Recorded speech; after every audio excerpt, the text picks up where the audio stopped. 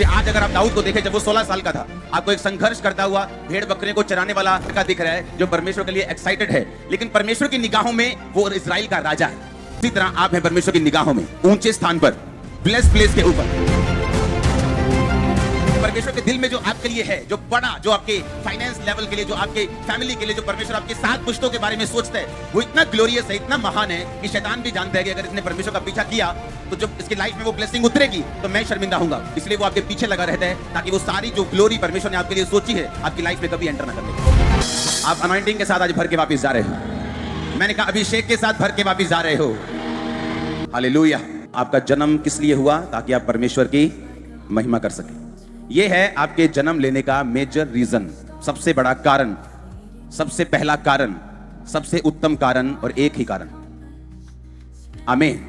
और परमेश्वर ने आदम को अपनी महिमा के लिए बनाया और उसे अदन की वाटिका में रखा और साथ साथ वो काम करे और अपनी मेहनत से अपने जीवन को चलाए। लेकिन बाइबल कहती वो मेहनत हड तोड़ मेहनत नहीं थी। मालूम है कि नहीं? देखो, दुनिया में जो फैला हुआ ना वो झूठ है और इसीलिए दुनिया को गॉस्पल की जरूरत है। गॉस्पल मतलब गुड न्यूज। जब आप गुड न्यूज देते हैं लोगों को कि परमेश्वर कहता है कि life is not a struggle, आप बोलते हैं मैं तो सुना है लाइफ इज ए स्ट्रगल, मैंने तो सुना मैरिज इज ए स्ट्रगल। आप जानते हैं मैरिजेस पर जितने जोक्स बने हुए हैं, सुनो इंटरनेट पे जोक्स हस्बैंड वाइफ पे, सो मेनी जोक्स, ये शैतानी है। कहते हैं ना झूठ अगर ज्यादा फैल जाए तो क्या लगने लगता है? सच लगने लगता है। इसीलिए बेस्ट लाइफ परमेश्वर से निकालने के लिए आपको मनन करना पड़ता है कि परमेश्वर ने मुझे इसलिए रचा कि मैं एक उत्तम, एक बेस्ट लाइफ जी सकूं। दुनिया क्या कहती है आपको अनलर्न करना पड़ेगा, आपको भूलना पड़ेगा जो दुनिया से आपने सीखा है, चाहे आप 70 साल के क्यों नहीं। आपको परमेश्वर ने अपनी महिमा के लिए बनाया और रचा है। आमीन। और उसका प्राइम पर्पस है सबसे पहला कि आप उसकी महिमा कर सकें, उसको ग्लोरी दे सकें। क्या व्यभिचार में रहते हुए आप उसको ग्लोरी दे सकेंगे? क्या आप नशा करके उसको ग्लोरी दे सकेंगे? और जब आप परमेश्वर के पहले मकसद को पूरा कर लेंगे, उसके पीछे फिर वही लाइफ है जो परमेश्वर ने आपको, जिस रियल शक्ल में परमेश्वर आपको देखता है।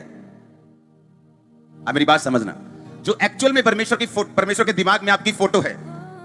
जैसे आज अगर आप दाऊद को देखें, जब वो 16 साल का था, आपको एक संघर्ष करता हुआ भेड़ बकरे को चराने वाला एक यंग लड़का दिख रहा है जो परमेश्वर के लिए एक्साइटेड है, लेकिन परमेश्वर की निगाहों में वो इजराइल का राजा है। उसी तरह आप हैं परमेश्वर की निगाहों में ऊंचे स्थान पर, ब्लेस्ड प्लेस के ऊपर। पर आपको अपनी मेहनत से, पवित्रताई में चलते हुए उस चीज को धरती पर लाना पड़ेगा जो परमेश्वर के हाथ में है। परमेश्वर के दिल में था कि दाऊद का जो सबसे बड़ा भाई था कि वो इजराइल का राजा बने, क्योंकि प्रोफेटिक वर्ड जो यशाया में लिखा हुआ है, प्रोफेटिक वर्ड जो अलग अलग जगह पे लिखा हुआ है, वो परमेश्वर का जो वर्ड था कि यशे के ठूंठ में से, वो यशे का जो वंश था जो दाऊद से आगे बढ़ा, लेकिन परमेश्वर का प्लान दाऊद नहीं था, दाऊद का सबसे बड़ा भाई था। पर दाऊद का सबसे बड़ा भाई जो परमेश्वर के दिल में है, उसको जमीन पर नहीं उतार पाया अपने कैरेक्टर के कारण। किसके कारण? अपने कैरेक्टर के कारण। जब दुनिया में हो, जब सेना में हो वहां के, तो दुनिया के अफेयर्स में रहना, दुनिया के साथ दुनियादारी करना, और इसलिए वो परमेश्वर वाले कैरेक्टर को मेंटेन नहीं कर पाया, क्योंकि इसको मेंटेन करने में जोर लगता है। और जब परमेश्वर ने कहा शमूएल जा उठ और यिशै के एक बेटे को मसा कर, तो जब पहला बेटा सामने आया तो परमेश्वर ने कहा नहीं, इसको मैंने अयोग्य करार दिया है। यानी उसको परख लिया गया, उसके पेपर हो गए, उसके टेस्ट हो गए, और टेस्ट में क्या हो गया? वो फेल हो गया। बहुत सारे मिनिस्टर्स, यंग ओल्ड सेवकों की बात कर रहा हूं, क्रिश्चियन सेवकों की, बहुत सारे लोग वो परमेश्वर के जो हार्ट में, उसके दिल में हैं, उसे धरती पर सेवकाई में, अपनी रियल लाइफ में नहीं उतार पाए अपने बैड कैरेक्टर के कारण। क्योंकि परमेश्वर के दिल में जो आपके लिए है, जो बड़ा, जो आपके फाइनेंस लेवल के लिए, जो आपके फैमिली के लिए, जो परमेश्वर आपकी 7 पुश्तों के बारे में सोचता है, वो इतना ग्लोरियस है, इतना महान है कि शैतान भी जानता है कि अगर इसने परमेश्वर का पीछा किया तो जब इसकी लाइफ में वो ब्लेसिंग उतरेगी तो मैं शर्मिंदा हूंगा। इसलिए वो आपके पीछे लगा रहता है ताकि वो सारी जो ग्लोरी परमेश्वर ने आपके लिए सोची है आपकी लाइफ में कभी एंटर ना करने पाए। क्योंकि जो कुछ परमेश्वर आपके विषय में सोचता है, जो उसके दिल में है कि वो आपको देगा या आने वाले समय में आप ऐसे होंगे, वो अपने आप कभी भी पूरा नहीं होता। आपको जमीन पर उसे उतारना होगा अपनी प्रेयर से, अपने विश्वास से, परमेश्वर में चलने से। आपको उसे धरती पर क्या करना होगा? उतारना होगा। आपके ऊपर एक जिम्मेवारी है। जिम्मेवारी परमेश्वर को दिखाने की। आप हाउसवाइफ हैं, आप एक पास्टर हैं, आप एक सेवक हैं, आप एक जॉबमैन हैं, आप एक बिजनेसमैन हैं, परमेश्वर को दिखाने की आपके ऊपर एक जिम्मेवारी है। आप यंग हैं, आप बूढ़े हैं, आप कोई भी हैं, एक जिम्मेवारी है। अगर आप क्रिश्चियन हैं, अगर आप वचन सुन चुके हैं, तो एक रिस्पॉन्सिबिलिटी है आपकी लाइफ के ऊपर परमेश्वर को दिखाने की, अपनी जिंदगी से उसकी सेवा करने की, अपनी प्रीचिंग से उसकी सेवा करने की, और ताकि परमेश्वर का वो वर्ड आपकी लाइफ में पूरा हो कि मैं अपने बच्चों को उत्तम से उत्तम वस्तुएं दूंगा। जिस जगह आप होंगे, मैं आपको ये लिख के देता हूं, बिना प्रमोशन कभी आप अपने आप को नहीं देखेंगे। और जो प्रमोशन 20 साल में होती 2 साल में होंगी, जो 2 साल में होती 2 महीने में होंगी। आप मेरी बात समझ रहे क्या? परमेश्वर का मसा, जब परमेश्वर का फेवर आपकी लाइफ पे होता है, बाइबल कहती है डिवाइन स्पीड, ईश्वरीय स्पीड आपकी लाइफ का हिस्सा बनती है। जब परमेश्वर का फेवर, जब परमेश्वर की महिमा को आप अपनी लाइफ से दिखाते हैं, जब अपने चरित्र से, अपने बोल से, अपने चलने से आप समझ पाते हैं कि मुझे परमेश्वर ने रचा है ताकि मैं उसकी ग्लोरी कर सकूं, उसकी महिमा कर सकूं। अब ये 3 लोग मेरे अंडर मान लो काम करते हैं, और पब्लिक में तो हम बहुत बोलते हैं, लेकिन उन 3 लोगों को बोलो अच्छा यहां से, अच्छा यहां कर लटी थोड़े इधरों, हाँ थोड़े इधर से, हाँ वो चाले ताज के 10 मसाला पाना छाट तू 12-10 पात एड़ा पता लगना है बाबू क्या होया इथों। आपने उन तीनों के सामने परमेश्वर की महिमा नहीं की, और आप अपनी असाइनमेंट में क्या हो गए? फेल हो गए। और आपको बनाया किस लिए गया था? कि आप जो कुछ भी कर रहे हैं आप उसकी महिमा करेंगे, अपने एक्ट्स, अपने कर्मों से, अपनी बोल से, अपने जीवन से। परमेश्वर ने कहा सच्चाई से अपनी कमर क्या है हमारी? बुद्धि। बुद्धि की कमर क्या कर ले? कस ले। किससे कसना है? वर्ड से, वचन से। क्योंकि शैतान जब तुम्हारे पास आएगा वो वचन से आएगा। किन पत्थरों को बोलिए क्या बन जाए? अगर तू परमेश्वर का बेटा, अपने आप को नीचे गिरा, तेरे स्वर्गदूत संभाल लेंगे। अगर तू परमेश्वर का बेटा है, अगर तेरे वचन में लिखा है, यीशु मसीह ने कहा लिखा है तो अपने प्रभु अपने परमेश्वर का भी परीक्षा न कर। लिखा है इंसान केवल रोटी से नहीं परंतु परमेश्वर के मुख से निकले एक वचन से जीवित रहेगा। लिखा है कि तू केवल प्रभु अपने परमेश्वर की उपासना कर। शैतान ने कहा मुझे प्रणाम कर, सारा कुछ तुझे दे दूंगा। यही लेने आया ना तू, ले शॉर्टकट, कोई क्रूस पे चढ़ने की जरूरत नहीं। वो सुना यार बाबा नाली करता हुने ठीक हो जाना, तू जानता नहीं चर्च फिर। अच्छा चलो कोई नहीं, यीशु मसीह समझ के टेक देंगे मथा। इसका मतलब आप अभी तक परमेश्वर को नहीं समझे। हालेलुया। उसने कहा जो कुछ भी तुम करते हो परमेश्वर की महिमा के लिए करो, ताकि जब तुम्हें जरूरत हो वो तुम्हारे पीछे खड़ा हो चट्टान बनके। तुम्हारे दुश्मनों को भी वो नजर आएगा वो तुम्हारे पीछे खड़ा है। लेकिन तुमने कभी परमेश्वर के लिए स्टैंड लिया नहीं, तो परमेश्वर ने भी तुम्हारे लिए कभी स्टैंड लिया नहीं। तुमने कहा, परमेश्वर ने कहा लोग होंगे जो कहेंगे नहीं नहीं नहीं बहन जी, हाँ चर्च जाने हैं, पर उतना ही कहे, यही उतना ज्यादा नहीं है कुछ। जब परमेश्वर देखेगा उनको, स्वर्गदूत बोलेंगे कि जीसस क्राइस्ट आपके बेटे बेटियां आए, तो नहीं नहीं यार उतना ही आए, मैं नहीं इन्होंने जानता वाला, क्योंकि जो तू बोएगा वो तू। और जब आप बोलेंगे हाँ मैं मसीही हूं, जीसस बोलेंगे हाँ ये मेरी बेटी है, ये मेरा बेटा है। उसने कहा अगर तू शर्म खाएगा तो मुझे भी शर्म आएगी अपने पिता के सामने तुझे अपना कहने की। और याद रखो जो कुछ भी परमेश्वर इस दुनिया में देता है आपको, वो अपनी ग्लोरी के लिए देता है। जब बुद्धि, जब दिमाग में वचन नहीं भरा होता, कौन कौन बाइबल रोज पढ़ता है? हाथ खड़ा करो। जो 2 दिन में एक बार पढ़ लेता है हाथ खड़ा करो। नहीं, जो 1 दिन में पढ़ता है वो तो करेंगे खड़ा। जो 2 दिन में भी पढ़ लेता है वो भी खड़ा कर लो। जो 3 दिन में एक बार पढ़ता है वो भी खड़ा कर लो हाथ। अच्छा, अभी भी हैं लोग जो बाइबल नहीं पढ़ते। इमेजिन करो, अगर मैं सोचता हूं कि 40% 30% लोग हैं जो बाइबल नहीं पढ़ते, इमेजिन करो आपका क्या होगा फ्यूचर में। मुझे किसी ने बताया, मैं इंडिया के बाहर था, तो एक पास्टर है, टीवी पे आता है और शराब पीनी शुरू कर दी उसने, और इंटरनेट पे है वो, और हीलिंग करता है और अंदर ड्रिंक करता है। कारण पता क्या? शैतान आता है, ओ यार एक को पैग ना कुछ नहीं होता, बाइबल च भी लिखा है कि थोड़ा थोड़ा पेट खराब है तो पी लो। हाँ, और प्रॉब्लम क्या है? जो पास्टर हीलिंग करते हैं वो वचन भूल जाते हैं। इसलिए मैं कहता हूं कि हीलिंग मिनिस्ट्रीज मेक श्योर आपकी वर्ड की जो डेप्थ है, नॉलेज है, वो सबसे ज्यादा होनी चाहिए। क्यों? आपको सबसे ज्यादा जरूरत है उसकी। पता है क्यों?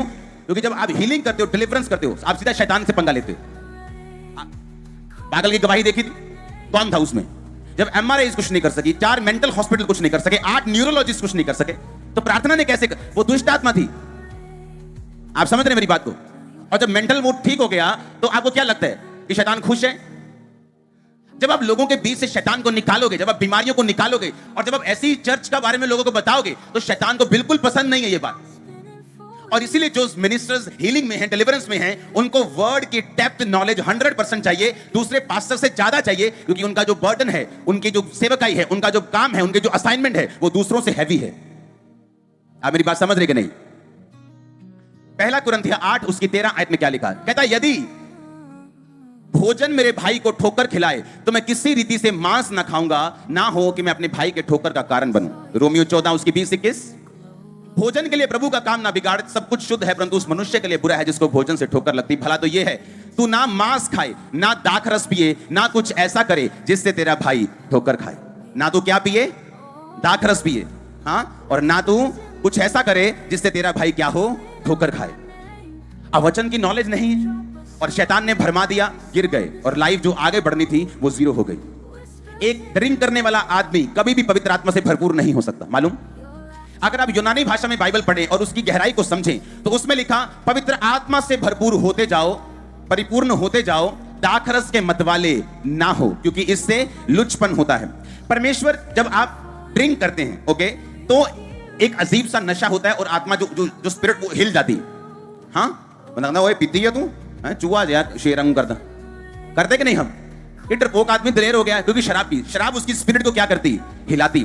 परमेश्वर की सेम जब मसा पे आता है आप दिलेर हो जाते हैं। आप जानते कि नहीं इस बात को। परमेश्वर नहीं चाहता कि आपकी दिलेरी शराब से हो, वो चाहता है आपकी दिलेरी होली स्पिरिट से हो। और वो नहीं चाहता कि जो काम पवित्र आत्मा ने करना है वो शराब आपकी लाइफ में करे। आप मेरी बात समझ रहे कि नहीं। पौलुस तो यहां तक कहता जहां तुम रहते हो, जिस एरिया में तुम रहते हो, अगर वहां तुम्हारे कुछ भी खाने से किसी को ठोकर लगती है तो उस मीट को भी तुम बंद कर दो।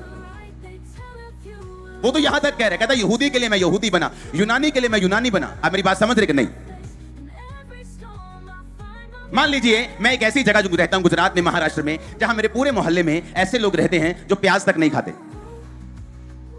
और मेरे घर में डेली मीट बने। और जब मैं उनको सोचता मतलब अरे हट, मीट मांस मच्छी खाता है, वो नहीं सुनेंगे यीशु मसीह की कौन है, वो क्या करता है, वो परमेश्वर है। उन्हें मांस मच्छी ही, अगर आपको स्मेल भी आ गई वो आपको घर में घुसने नहीं देंगे। वहां क्या करो, छोड़ दो।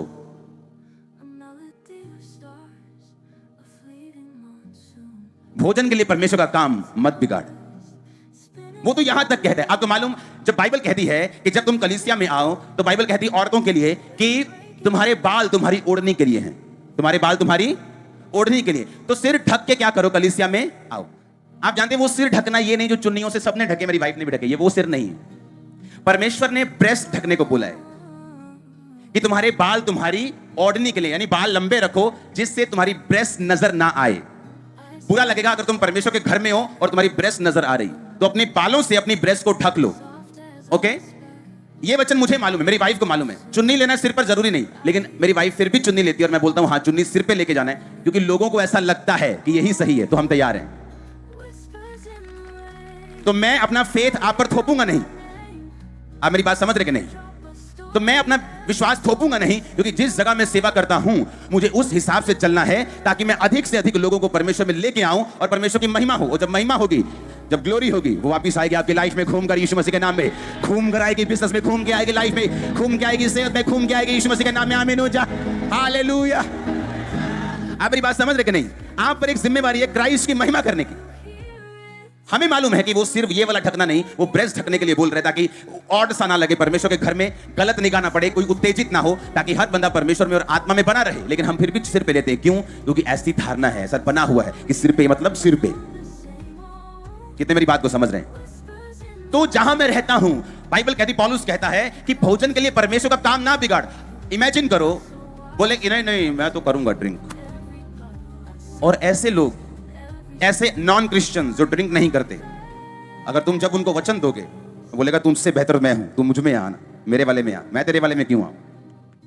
मेरा तुझसे बेहतर है ना लाइफ, तो तेरा परमेश्वर थोड़ी महान है, मेरा वाला महान है।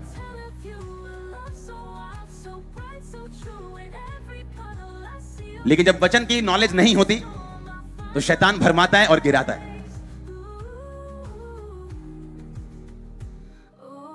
आपका मेन काम परमेश्वर की ग्लोरी करना है। जब आप कर लेंगे, दुनिया की सारी वस्तुएं पीछे पड़ के भागेंगी आपके पीछे। मैंने लोगों को संघर्ष करते देखा है, रिश्ता नहीं हो रहा जी, रिश्ता नहीं हो रहा जी, रिश्ता हो गया, टूट गया जी, रिश्ता हो गया, हस्बैंड मर गया जी, क्योंकि लाइफ जो है वो डेडिकेटेड नहीं है परमेश्वर की ग्लोरी के लिए, सेवा के साथ जुड़ी हुई नहीं है। अगर 10 घर आपके पास रहते हैं और आप क्रिश्चियन हैं, अगर आपके छोटे कपड़े पहनने से उनको ठोकर लगती है, बंद कर दो पहन। आपको यह दिखाना है कि आप बेस्ट हैं, आप बेटर हैं। आप मेरी बात समझ रहे कि नहीं? कहता भोजन के लिए परमेश्वर का काम ना बिगाड़, कपड़ों के लिए परमेश्वर का काम ना बिगाड़, पैसों के लिए परमेश्वर का काम ना बिगाड़। अगर तेरे भाई को ठोकर लगती है तो वो काम को क्या कर दे, छोड़ दे। लेकिन प्रॉब्लम यह है कि जब वचन की नॉलेज नहीं होती तो लोग गिरते हैं, क्योंकि शैतान जो उनके दिल में डालता है उसको काउंटर करने के लिए वो बुद्धि में सत्य भरा नहीं हुआ। जब मैं, देखो परमेश्वर ने कैसे मेरी तैयारी की, जब मैंने सेवा शुरू करनी थी, सेवा शुरू करने से पहले जो डिप्रेशन के अटैक थे वो डबल हो गए थे, जबकि ये कम होने चाहिए थे। परमेश्वर में आके जिस काम के लिए मैं आया था वो प्रॉब्लम मेरी दुगनी हो गई थी। उसकी वजह से जब मेरे को अटैक होते थे तो मुझे बाइबल पढ़ के और अनॉइंटिंग ऑयल में ऐसे सिर पे, बहुत कम है, ऐसे ऐसे चोता था, वो निकलता था, ऐसे अनॉइंटिंग ऑयल डाल के छत पे जाके 6-6 घंटे नया नियम मुझे पढ़ना पड़ता था। हर 4-5 दिन में बाइबल पढ़ लेता था मैं, नया नियम। हर 5 दिन बाद खत्म, 5 दिन में फिर शुरू, 5 दिन। क्यों? वो मुझे अटैक थे, जब बाइबल पढ़ता था अटैक कम हो जाते थे। परमेश्वर का मकसद क्या था कि वचन इतना मेरी बुद्धि में चला जाए, और जब लोग मुझसे मिलने के लिए आते थे बोलते थे मेरी लाइफ में ये प्रॉब्लम है, कभी मुंह से काउंसलिंग नहीं, आप प्रॉब्लम बोलो, मैं वो वचन निकाल के आपके सामने रख दूंगा, कहां क्या लिखा है। आप प्रॉब्लम बोलो, मैं वचन निकाल, आप फाइनेंस बोलो, वचन निकाल दूंगा, आप बेटा बोलो, बेटी बोलो, शरीर बोलो, किडनी बोलो, लीवर बोलो, हड्डी बोलो, मैं वर्ड से निकाल के आपके सामने। इतना वर्ड मैंने पढ़ा, इस कारण नहीं कि प्रभु से प्यार करता था, इस कारण कि वो अटैक कम होते थे। इस तरह से परमेश्वर ने मुझे अपने पीछे चलाया, क्योंकि जब बुद्धि में परमेश्वर का वचन भरा नहीं हुआ तो क्या होगा कि शैतान जब अपनी पूरी प्लानिंग के साथ आपके पास आएगा, आप बहक जाएंगे। आप बोलेंगे परमेश्वर ने बोला है, जबकि परमेश्वर ने नहीं बोला है, वो इस संसार के ईश्वर ने बोला है। आप मेरी बात समझ रहे कि नहीं? इसलिए बेटर है कि आप लोग परमेश्वर के वर्ड से अपने दिमाग को भरते रहें, पढ़ते रहें, फिल करते रहें, इसे भरते रहें। हालेलुया। अगर भोजन के लिए आपके पड़ोसी को ठोकर लगती है, उस भोजन को आप त्याग सकते हैं, उन कपड़ों को आप त्याग सकते हैं, उन चीजों को आप त्याग सकते हैं, ताकि आप ज्यादा से ज्यादा लोगों को परमेश्वर में लेके आ सकें। ये आपका होमवर्क है। क्या है आपका? क्या है आपका? ये होमवर्क है आपका, जो आपके टीचर, आपके फादर, आपके यीशु मसीह बॉस ने आपको दिया है। और जब होमवर्क आप पूरा कर लेंगे, वो आपके परिवार को महिमा देगा, वो ग्लोरी देगा। यही तो काम है जो हम भूल गए, यही तो काम है कलीसिया जो करना भूल गई, कि वो चर्च में तो आती तो आत्मिक लगती है, लेकिन प्रॉब्लम यह है चर्च के बाहर जाने के बाद, अपने काम धंधे पे निकलने के बाद आप कैसे हैं। हालेलुया। अगर आपका बाहर चोरी किए बिना नहीं चलता, तो आप जो खाना 3 टाइम का उसे 2 टाइम कर दो, और परमेश्वर जब देखेगा कि आपने 2 टाइम कर दिया और चोरी नहीं छोड़ी, वो आपकी प्रमोशन का कहीं ना कहीं से इंतजाम करेगा। और जब वो इंतजाम करेगा वो परमानेंट होगा और 1 नंबर का होगा और ब्लेस्ड होगा। और जब वो कुछ करेगा तो वो सदा के लिए करेगा। जब आप कुछ करेंगे वो टेम्परेरी होगा, वो कुछ देर के लिए होगा, और साथ में नुकसानदेह होगा, साथ में परमेश्वर की आत्मा से जो भरपूर ना करे वो ऐसी चीजें होंगी। जब आप नहीं चाहते कि आप ऐसी चीजों को करें, आमीन। आपको परमेश्वर की महिमा करनी है, पवित्र आत्मा यहाँ पे मौजूद है, वो आपको फिल करेगा, वो आपको ब्लेस करेगा, आपके दिल को छुएगा, वो आपके हार्ट को टच करेगा, आपको तैयार करेगा उसकी ग्लोरी, उसकी महिमा करने के लिए।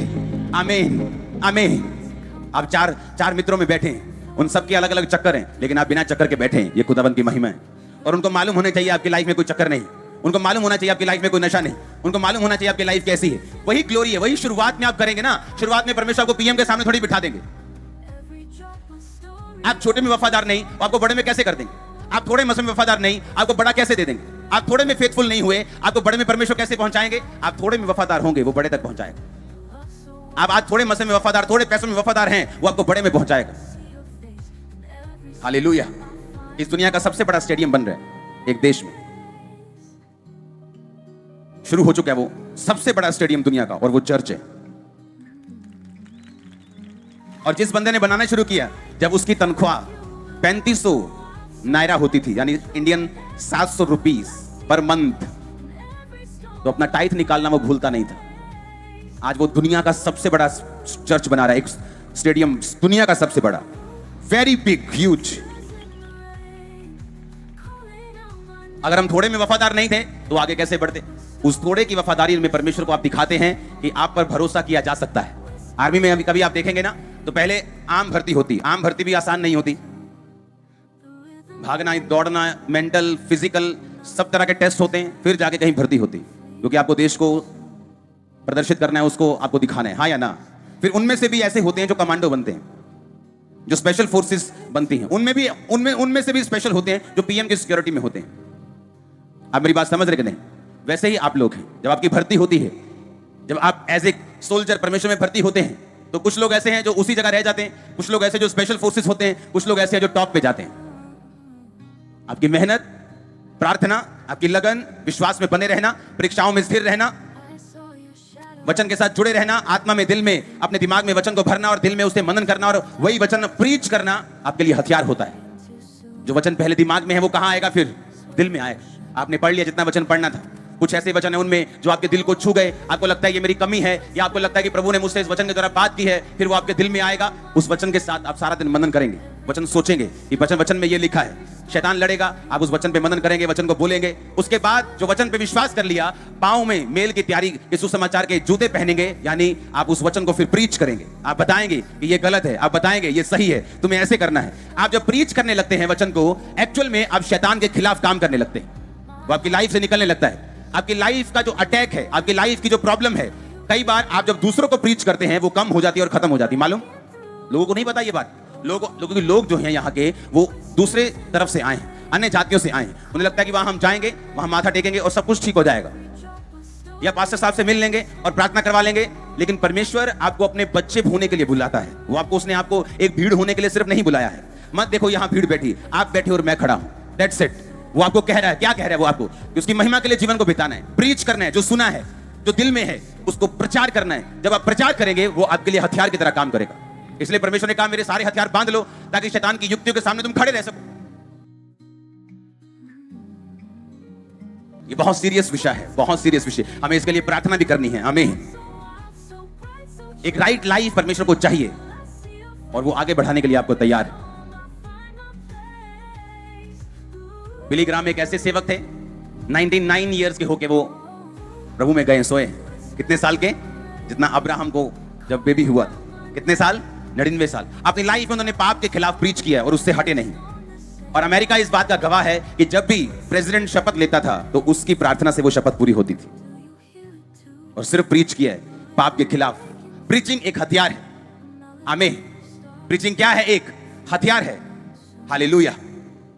मैं और ब्रदर जॉन लीवर हम एक जगह डिनर कर रहे थे, तो वो बता रहे थे कि ऐसे ऐसे बहुत से पास्टर्स हैं जो वैसा लाइफ नहीं जी रहे, वैसा उनको जीना चाहिए।